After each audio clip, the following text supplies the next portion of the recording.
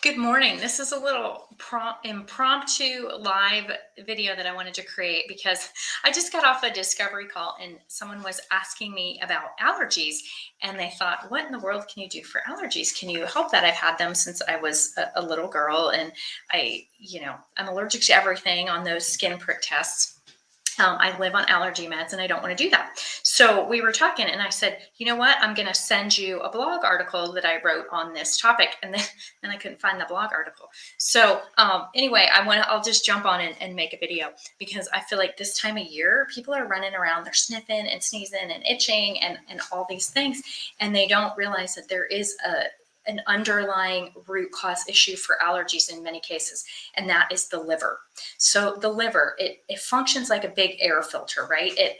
Toxins have to move through it, and the liver, it's the liver's job to help eliminate those toxins from the body. So histamine is the chemical that makes us feel itchy, sneezy, watery, and it can actually make our throats close up. That's at the end game of a like a peanut allergy or something like that with a kid that needs an EpiPen or something like that. Those really severe nut allergies that you see, um, they're histamine mediated. So anyway, histamine is a chemical that when it accumulates, it causes those allergy symptoms. Well, if your liver is backed up and a little bit sluggish, it doesn't get rid of all of those things that the way that it should. And histamine is one of those things that can build up, and then you can have those symptoms of allergies.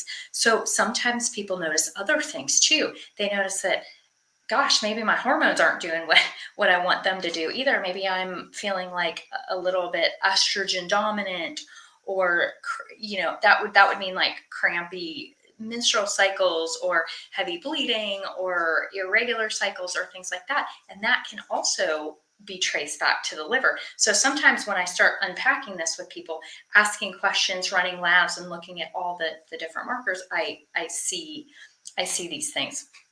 I actually ran across the idea that liver repair and support helps with allergies on accident about 20 years ago, when I would do detox work with my patients, and they would come back and they would say, "Do you think that detox could have helped my allergies?"